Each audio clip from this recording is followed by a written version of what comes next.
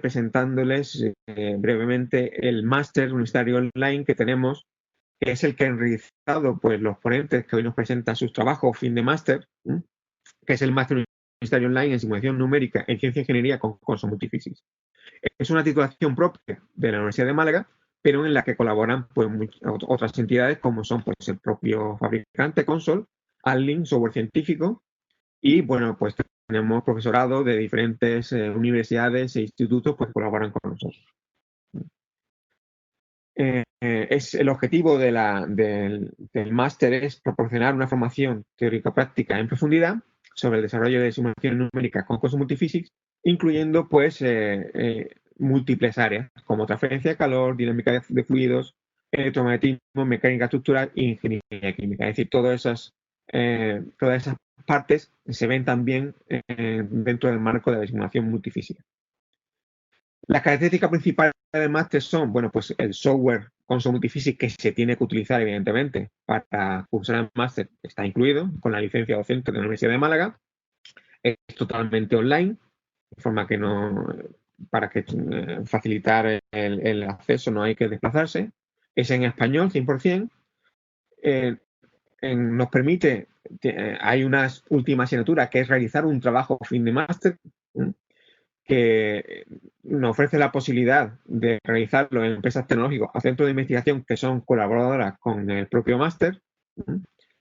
Es un curso académico, un año que va desde octubre a junio y tiene una carga docente de 60 créditos. Bueno, esto es el profesorado que participa en el máster, aunque también hay más, que hay tutores dentro de las propias entidades colaboradoras para el trabajo fin de máster, pero estos son los profesores que imparten las asignaturas. Entonces tenemos profesores de la Universidad de Málaga, de la Universidad Politécnica de Cataluña, de la Complutense de Madrid, que digamos que son expertos en las áreas específicas de las asignaturas que dan, también de Consol y del Instituto Politécnico Nacional en México. Y bueno, esta es la programación docente. Las asignaturas están repartidas en 2 semestres. En el primer semestre, que va de octubre hasta principios de febrero, se ven todas las asignaturas básicas de la simulación numérica con Consol Multifísica, que son estas que pueden ver aquí. Y en el segundo semestre pues, se ven las asignaturas de la aplicación en las áreas, esas grandes áreas que hemos visto. Como por ejemplo, mecánica estructural, fluidos, electromagnetismo, ingeniería química, y donde también los alumnos realizan su trabajo fin de máster. Son trabajos de alto nivel, como podrán comprobar en las ponencias que vienen a continuación. El trabajo de fin de máster, que es lo que nos ocupa hoy, en el seminario que vamos a ver hoy, pues su temática puede ser elegida por el alumno entre las que digamos, ofertan los propios profesores del máster. Puede ser propuesta por él mismo en un área de interés o en un área en el que está trabajando actualmente, o puede ser escogida entre las propuestas de las empresas o centros de investigación que colaborarán con nosotros. Si necesitan más información, pues pueden escribirme a mi correo electrónico y también visitar la página web del máster. Y nada más, esto es lo que quería introducirles y vamos a disfrutar de los magníficos trabajos que han realizado dentro del máster universitario y estoy seguro que va a ser interesante. Gracias. Es Óscar García Izquierdo Gango, que nos va a presentar su trabajo fin de máster, que es la optimización de sistemas de transferencia por inducción.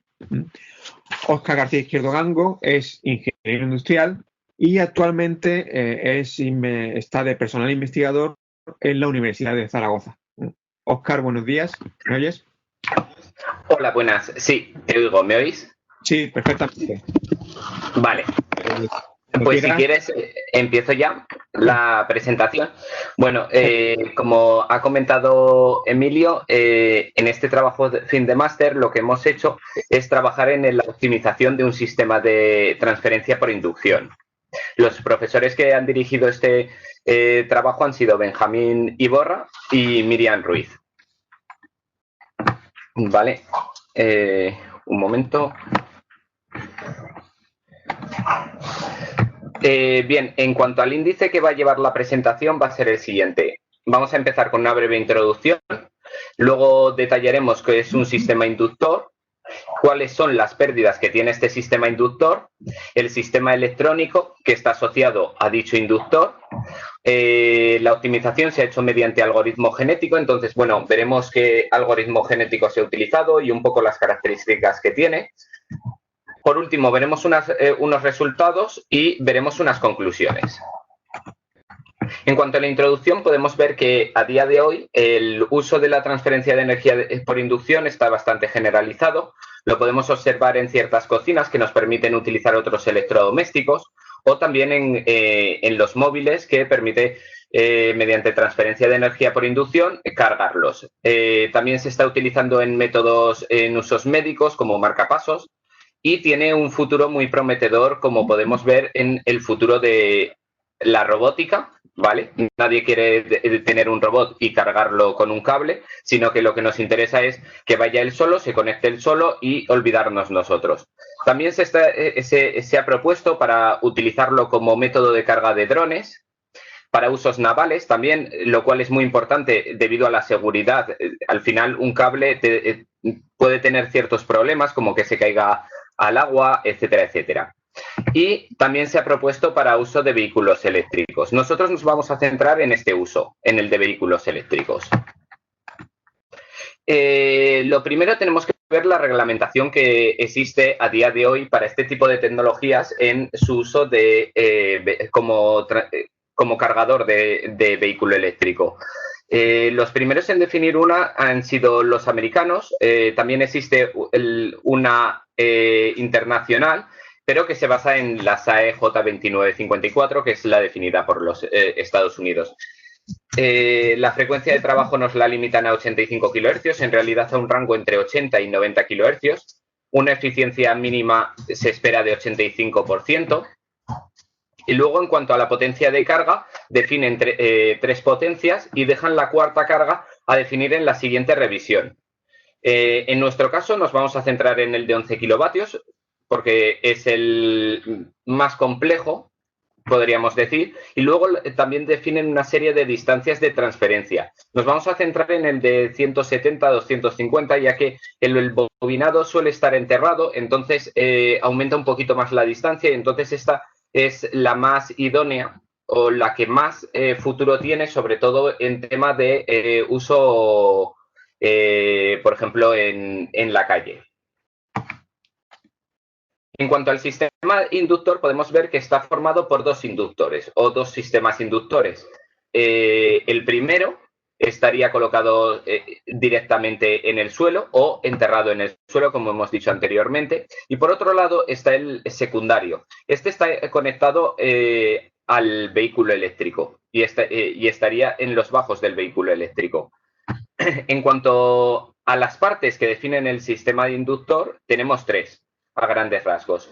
Por un lado tenemos el bobinado. El bobinado está formado por el cable de Lead, ¿vale? Veremos luego por qué utilizamos cable de Lead, aunque ya voy adelantando que es debido a la frecuencia de trabajo. Un concentrador de flujo, que se suele utilizar un material de una permeabilidad relativa muy elevada, como una ferrita 3T90 de ferroscube.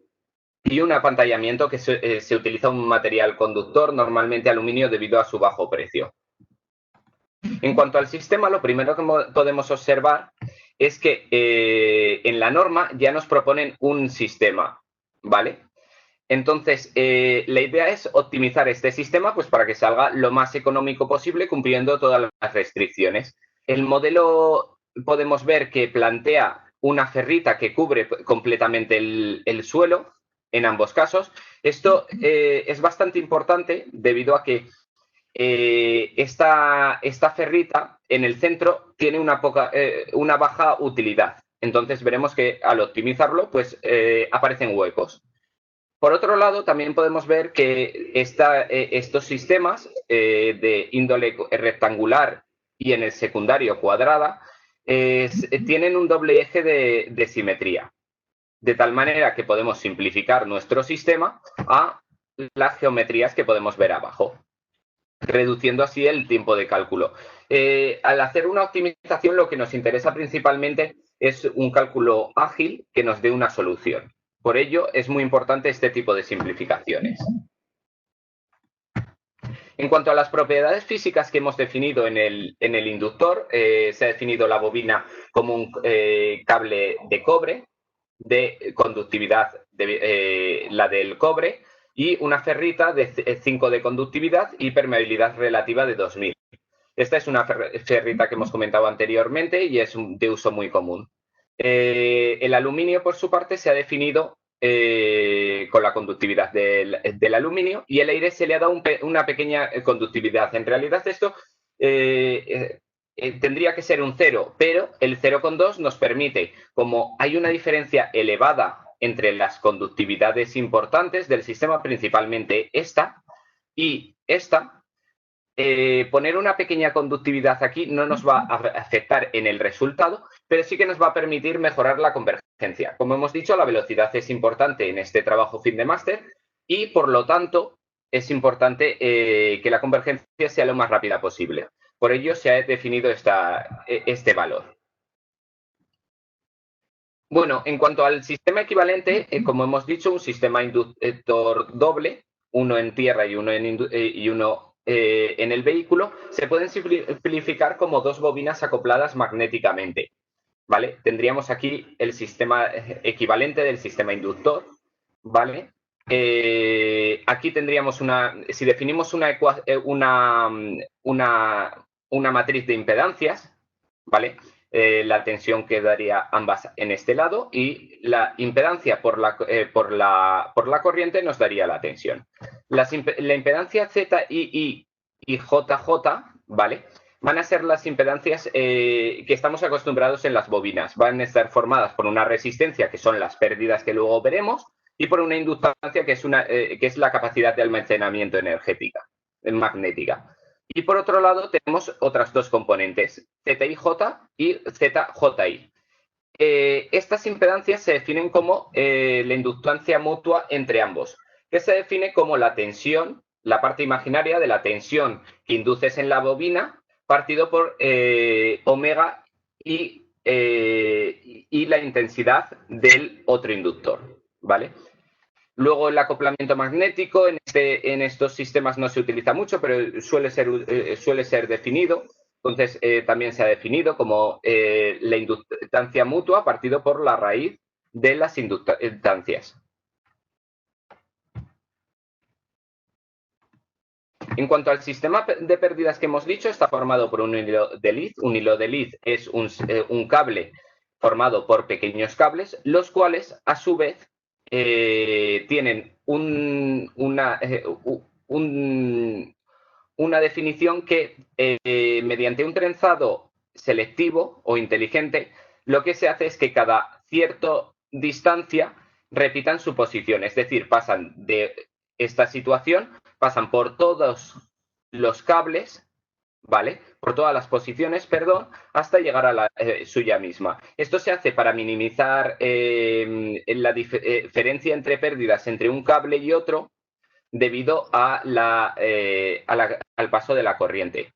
Luego, por otro lado, en baja frecuencia, este efecto pelicular que definimos aquí, que significa que por el centro del inductor no pasa corriente, sin embargo, toda se concentra en los alrededores, es especialmente importante debido a que justamente trabajamos a una frecuencia de 85 kHz. Por eso, esta frecuencia nos define el tipo de cable que tenemos que utilizar.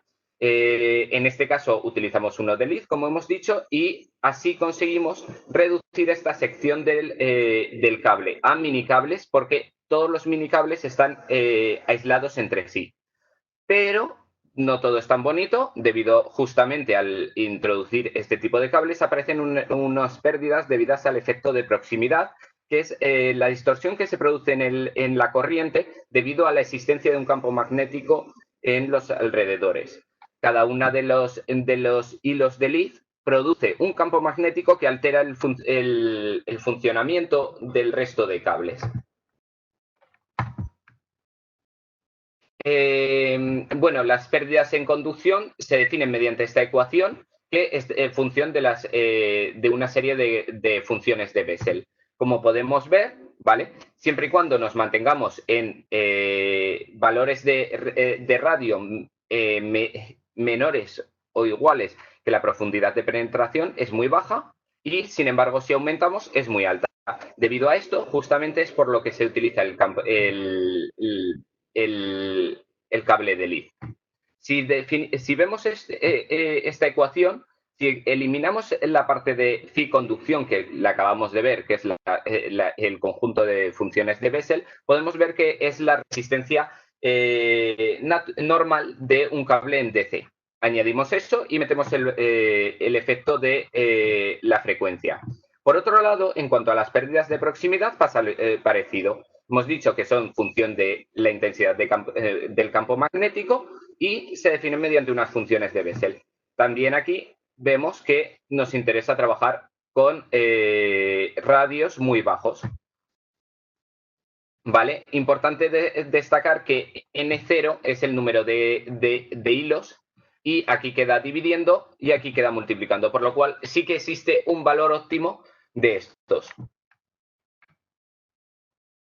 En cuanto al sistema electrónico, podemos observar que está formado por un rectificador, un conversor de alta frecuencia, ¿vale? Normalmente un puente de diodos se suele utilizar, y sí que podemos observar que el acoplamiento magnético, debido a que la K que solemos tener, que hemos definido anteriormente, es muy baja, tenemos que añadir unos condensadores de resonancia. Esto lo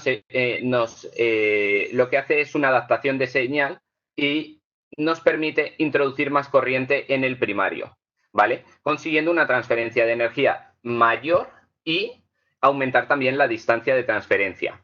Luego, posteriormente, básicamente se utiliza un rectificador. Este rectificador suele ser controlado, ¿vale? Para poder controlar la potencia en las baterías. En nuestro caso, se definen clásicamente 4 sistemas de compensación o resonantes, y nos vamos a centrar en el serie-serie.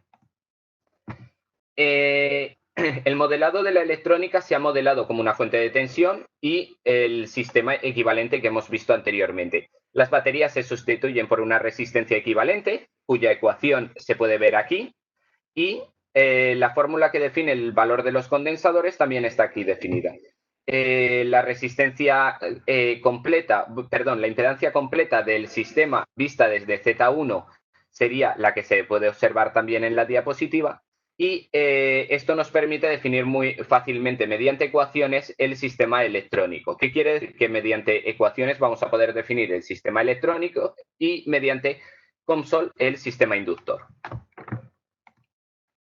Bien, en cuanto al algoritmo genético, es un algoritmo genético básico que se basa en una inicialización en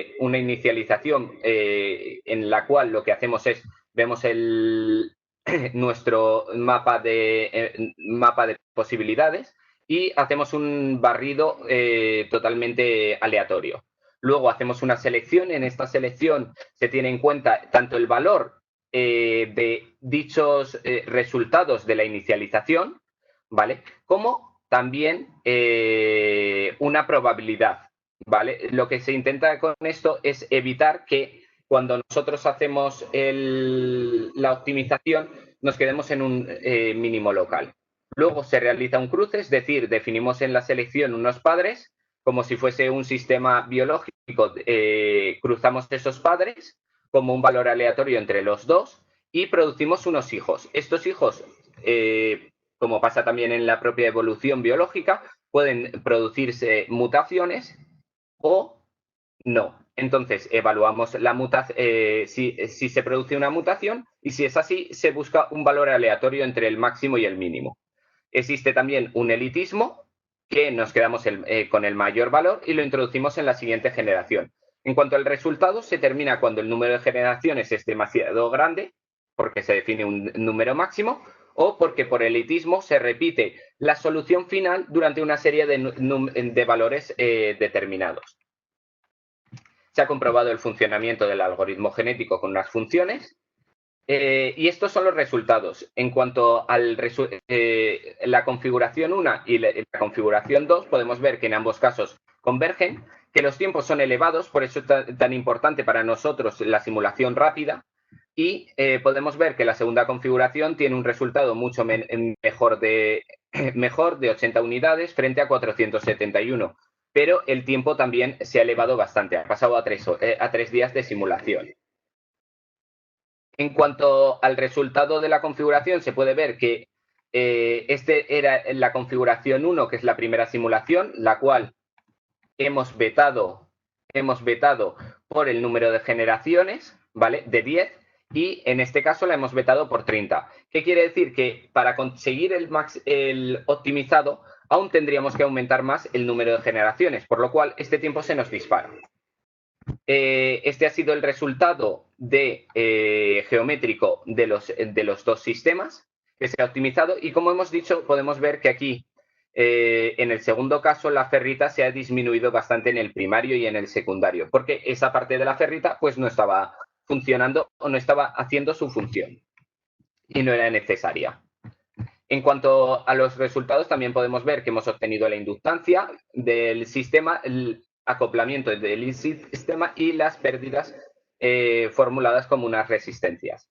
En cuanto a la configuración 1 y configuración 2, también podemos ver que hemos visto que hemos obtenido los condensadores, las corrientes que se producen en primario y secundario, las tensiones en los condensadores, la potencia se ha obtenido un valor muy bueno, unas frecuencias de trabajo que son bastante altas. Estas frecuencias suelen aumentar bastante porque cuando hemos definido el rango, hemos definido entre 85 y 90, entonces tienden a subir para minimizar el cable. En cuanto a la eficiencia del sistema, es muy alta, se ha conseguido unas eficiencias muy altas, por lo cual se cumple la especificación que marca el sistema. Aquí podemos ver en cuanto a los resultados, la intensidad de campo de la configuración 1, la intensidad de campo de la configuración 2, que esto nos permite ver las pérdidas. Podemos ver que esta zona es alta en cuanto a intensidad de campo y por lo tanto podemos ver que se producen pérdidas por proximidad. Luego, por último, podemos ver el campo magnético, podemos ver que el aluminio que define el sistema o la norma no es suficiente como para apantallar el campo y por lo tanto siempre se suelen utilizar aluminios adicionales. Por último, en cuanto a conclusiones, podemos ver que se han aplicado metodologías avanzadas para optimización de un sistema de transferencia por inducción. Se ha realizado un completo simulador de un sistema de transferencia por inducción que incluye la parte electromagnética y la parte electrónica. En la parte electromagnética se ha realizado la simulación de pérdidas haciendo una extrapolación de las pérdidas de una hebra a un sistema inductor. Además, como aspecto novedoso, se ha considerado una forma de inductor cuadrada cuando normalmente en la bibliografía se puede ver que estas pérdidas se definen tradicionalmente para bobinas circulares. Se ha propuesto una metodología de optimización compleja cuyo criterio de búsqueda se puede modificar de manera rápida. Al final se ha implementado todo en MATLAB y por lo tanto es muy fácil modificar parámetros y la función objetivo. En este caso ha sido una función de disminución de coste, pero se pueden definir, por ejemplo, una función de objetivo de eficiencia, maximizando aún más la eficiencia del sistema. Bueno, esto ya lo he comentado, se han definido las funciones para poder modificar la geometría únicamente variando el script de console, ¿vale? El script de console está implementado en MATLAB y como está todo parametrizado, es muy fácil modificar y por lo tanto se puede adaptar a otras topologías y a otros sistemas geométricos. E incluso modificando simplemente el script de console y cambiándolo por otro, se podría hacer para sistemas de tipo como transformadores, tanto de alta frecuencia como de baja frecuencia. Se podría utilizar para cualquier sistema electrónico magnético, digamos. Y bueno, esta ha sido mi presentación. Si tienen cualquier duda, pues me pueden contactar tanto por LinkedIn con el nombre, con mi nombre, me pueden buscar, o a través de Emilio pueden contactarme. Un saludo y gracias. Bueno, pues muchas gracias, Oscar. Muy interesante también el trabajo que nos has presentado. No sé, bueno, vamos a ver si hay algún comentario o pregunta de los asistentes. La verdad es que son ponencias muy características y muy de un tema especializado, con lo cual, pues, supongo que habrá personas que le llame la atención, ¿no? Del nivel que tiene. Bueno, mientras tanto, no sé si surge alguna. De todas maneras, como ya has comentado, se pueden contactar contigo mediante otras vías si no surge alguna cuestión ahora. Yo sí te quería comentar o preguntar una cosilla. Dices que has combinado el algoritmo genético de MATLAB con la simulación en Console Multiphysics, ¿no? No, el algoritmo genético se ha programado en MATLAB. Se ha programado en MATLAB, efectivamente. Y te pregunta, ¿existiría la opción de poner ese algoritmo genético dentro de un método en Java, Sí, dentro del propio console, en lugar sí, de hacer... de hecho, posteriormente al... A futuro, ¿no? Sí, de hecho ya está implementado, ya lo tengo implementado. Perfecto. Funciona correctamente. Me falta, pues a día de hoy lo tengo realizado para un sistema muy simple y estoy ahora trabajando en unirlo para crear una aplicación que haga todo esto mediante una aplicación, de tal manera que el usuario final solamente vea una serie de valores que tiene que modificar, como puede ser el número de generación, las dimensiones del inductor, y Ajá. el sistema ya sea transparente para él, de tal manera que se pueda utilizar por cualquier persona, aunque no tenga los conocimientos necesarios como para diseñar un sistema de inducción, podría utilizarlo. Perfecto. Mira, ¿cuántos parámetros modificas en el algoritmo de optimización? ¿Y con cuántos parámetros puedes jugar? En este caso he jugado con 9. Con 9 Vale. parámetros, que son los que se ven aquí. Por un lado, las perritas se pueden optimizar. Esta, al ser cuadrada, solamente necesito un valor. El número de hebras, que hemos dicho del hilo de Liz, el número de vueltas del inductor, el radio de la hebra y ya está. Pero esto multiplicado por 2, claro, porque es el primario y el secundario. Entonces, al final salen pues 9 parámetros. Vale. Y la solución optimizada sí tiene bastante diferencia con las iniciales, ¿no? Sí, tiene una gran diferencia y sobre todo se puede ver que se puede optimizar bastante el sistema que proponen genérico al final. Para el de 11 kilovatios utilizan el mismo hilo de Liz que para 3,7 kilovatios, entonces se pueden conseguir cosas muy chulas y sistemas muy optimizados de cara al precio. Al final, si esto lo queremos ir hacia el coche eléctrico y hacia el coche autónomo, esto va a ser una necesidad. Y Claro. claro, el que consiga el precio más barato se queda con el negocio. Y te pregunta, ¿este procedimiento es fácil pasarlo a otro tipo de sistemas, digamos, este tipo de optimización de algoritmo genético para pasarlo a otro? Sería Sí, rápido hacer, ¿no?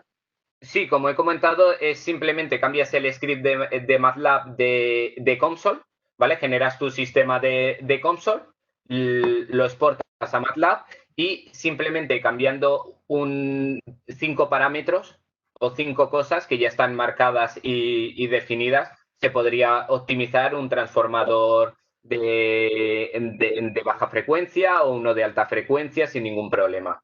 Bueno, O se podría utilizar pues para distintos sistemas de transferencia de energía del ambiente, por ejemplo, que también ahora se escucha mucho, para sí. coger energía del ambiente y no tener la necesidad de cargar tanto nuestros equipos, pues también sería fácilmente utilizable. Bueno, pues estupendo. No sé si hay alguna cuestión. No, por ahora, bueno. Pues simplemente recordar que pueden hacer la cuestión y muchísimas gracias, Oscar.